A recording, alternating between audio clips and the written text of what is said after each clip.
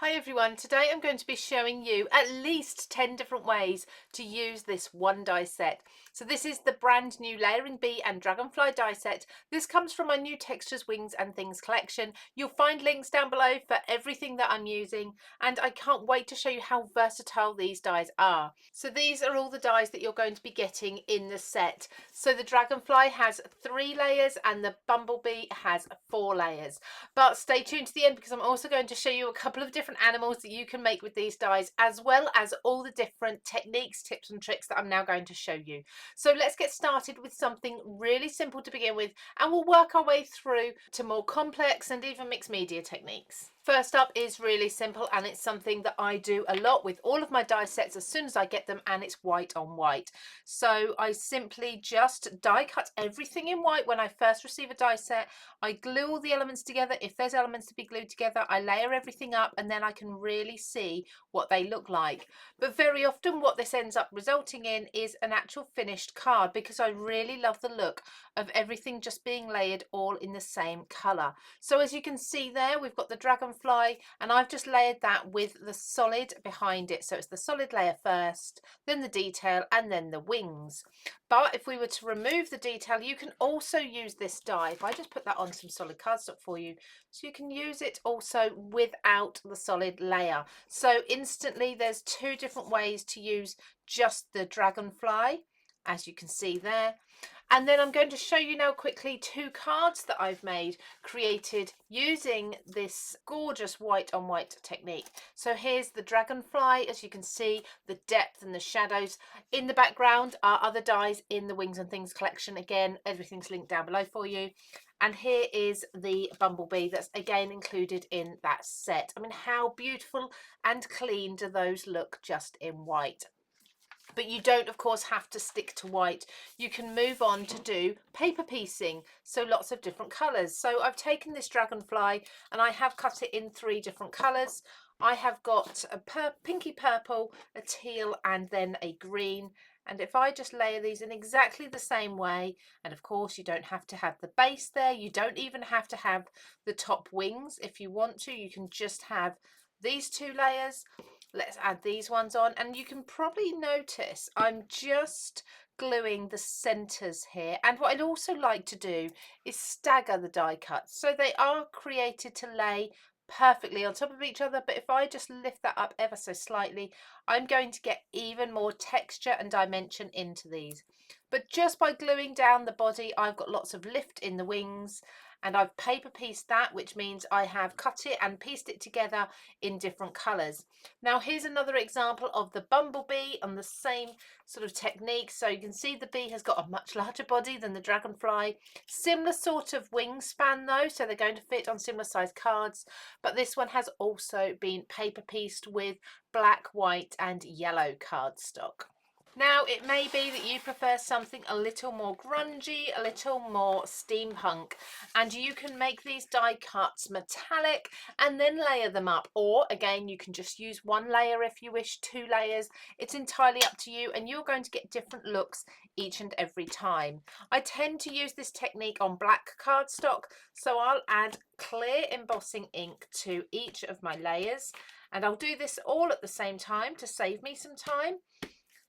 And the reason I'm going on to black cardstock is so that if you miss any areas with your ink and your embossing powder, you're not really going to notice, because it's just going on to black.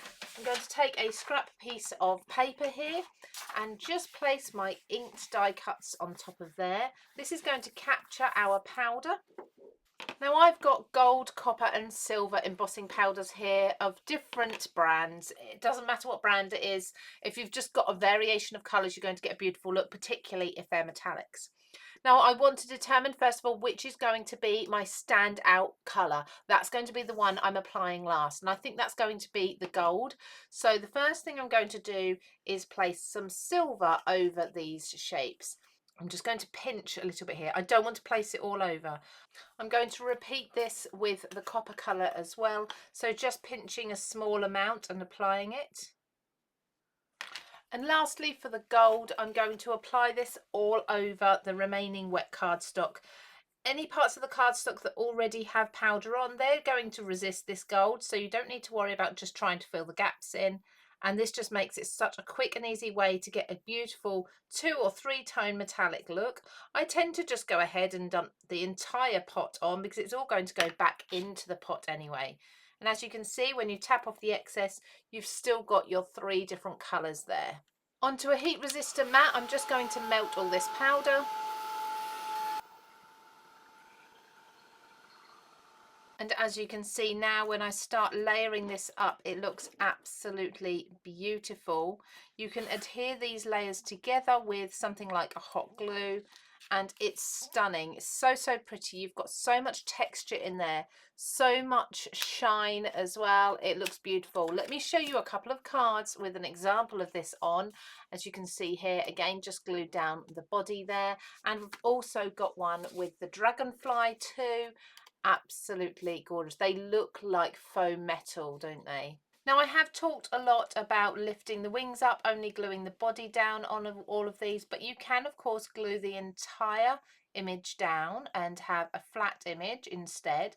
Doesn't have to be dimensional, and then this also gives you a great opportunity to add gilding wax. So with this dragonfly, I'm going to be gluing down all the layers completely flat to each other.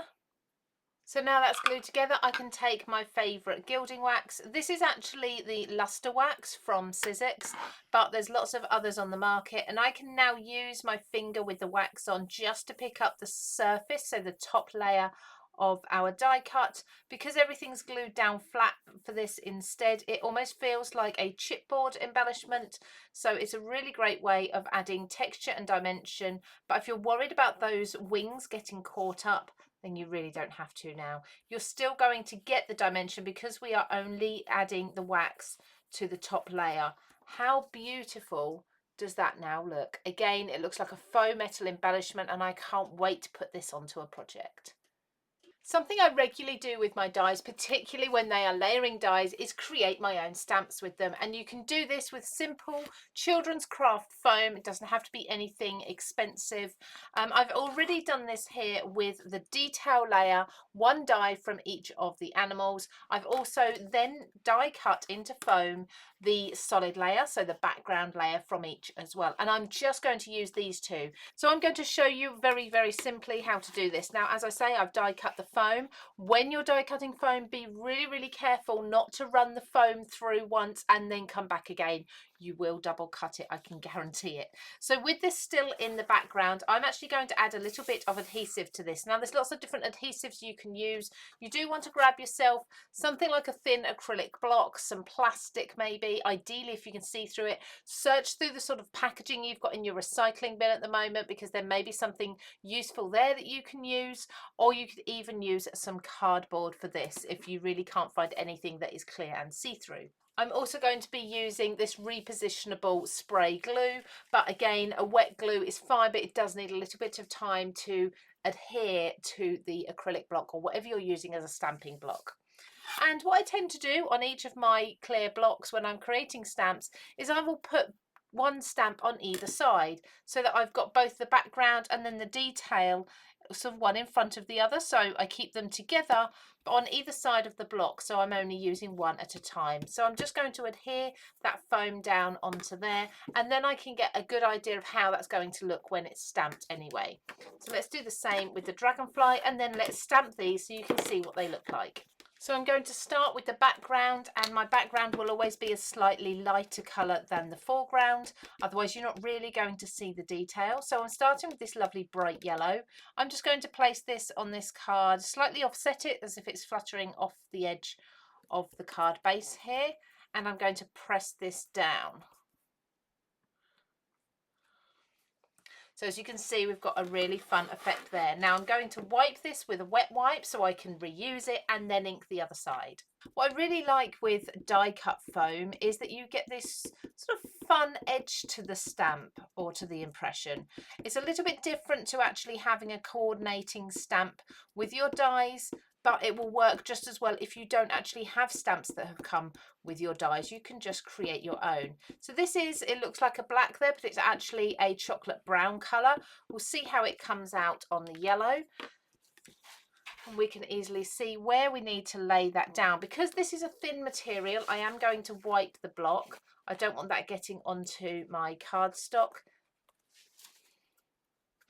And I'm just going to be conscious of laying the legs, the insect legs, over each other. So that one's a little bit off. There we go.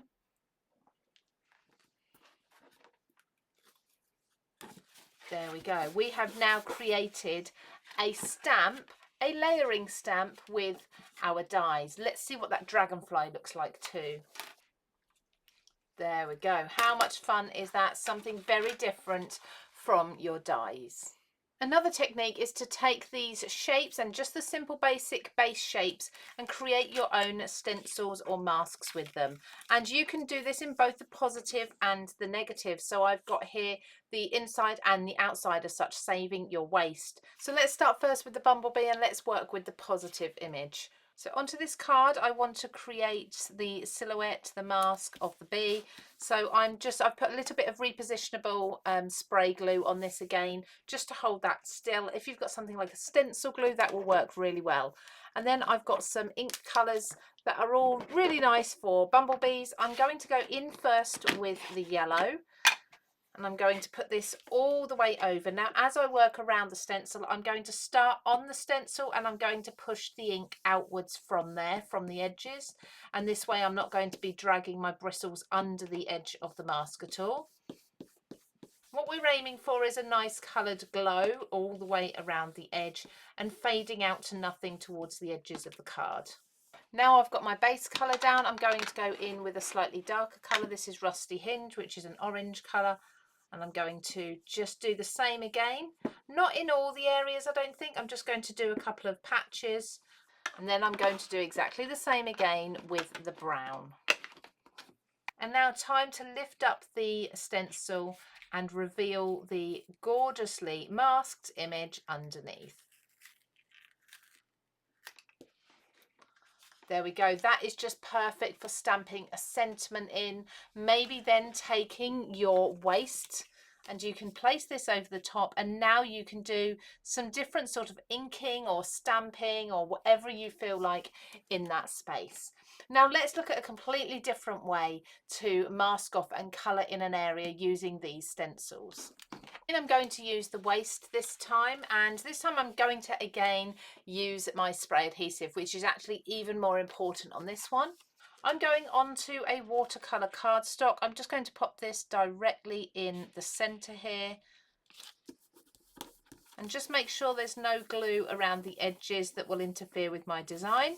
I'm also going to cover up the rest of my cardstock with some spare paper just to protect it from the water, although it shouldn't be too much of an issue.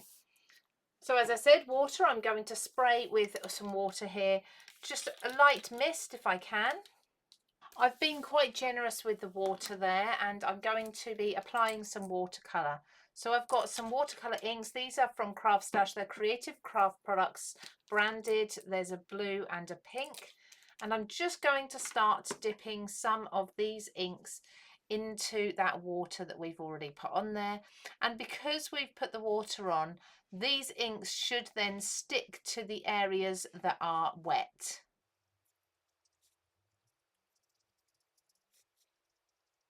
Now you want to be quite relaxed about this technique, because sometimes water and ink will seep underneath, but you can go for a really cool artsy look. Let's now peel off the mask and see what we've got under there. And we've actually got the perfect image. So the lines are nice and clean and sharp, and we've masked off the entire outside of the dragonfly. How cool is that? Something else that's really cool to do with the silhouette is to create a shaker card in the shape of the bee or the dragonfly. Now this is such a fun technique. So I've already inked, painted, kind of added some shimmer to this piece of cardstock, and I'm going to run this through my die cutting machine. So I've cut out my shape and I'm going to apply a piece of acetate to the back of it. I've got red liner tape here. You can use any tape that you prefer, but I think red liner tape works really well on acetate. And then with that stuck on the back there, I'm going to put some foam tape all the way around here. So just around the edge of the shape, I've chosen to go with black gems for this shaker, so I'm going to place these inside, pat them down so they are completely flat, and make sure I'm happy with the amount that's in there. Just ensure that they're going to sit well within the area that the foam tape's going to be. And then I can place this over the top.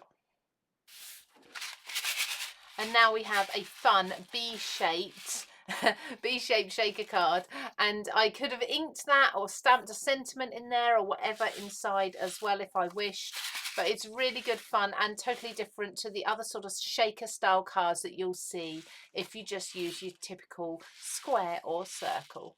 Now going back to the B again, something else you can do with these dies is create a tag, a place setting, or a shaped card, a small shaped card. So I'm going to do that with this die here. I've got a piece of folded cardstock already. So this is an old card base that I created for something and never used it. So I'm just going to die cut the outline die through and over the edge of the spine, the fold of the card. So I'm only going over a little bit, so I've got a little bit of a gap there in the design, but that's fine. We're going to cover that over. Now, because you're going through 2 layers of cardstock, you may want to run this through your machine 2 or 3 times. Just check the back and make sure that everything's cut, and if you're happy, you can release the outer edge. And you'll have a part image, but it's a card that should, well, hopefully stand on its own, depending on, of course, what angle you do cut this at. And it's complete because it's got the spine there, the fold there. Now, this is perfect for place settings. For example, if you're having a summer themed wedding or dinner party or something similar like that, you can put the meal choices in here. It could be an RSVP, it could be a little thank you note, it could even be a gift tag on a present.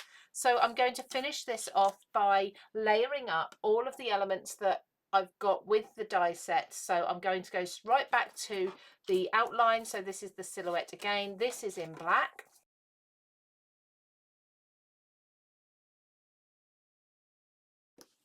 That encases the wings inside. You can lift them up if you wish, but you have got this card base that opens up, and as I say, it does stand all on its own. How fun. Last of all, I spoke at the beginning about the versatility of these shapes and that you can actually be making other shapes with them as well. I'm going to show you that right now.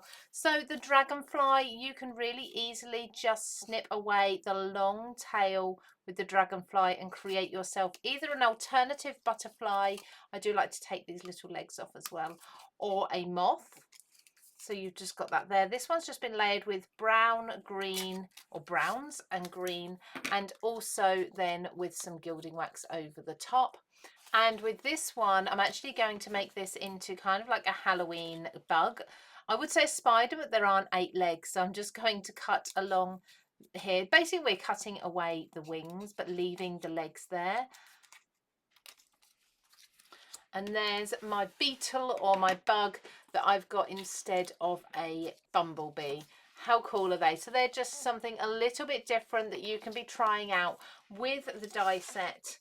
So I hope you've enjoyed finding out all the different ways that you can be using this one die set. I'm sure there's lots of others as well. If you can think of any, please do drop them in the comments below. So this is the Textures Wings and Things Layering Bee and Dragonfly die set, available only at CraftStash, and you'll find a link down below for that. Take care everybody, and I'll see you again very soon.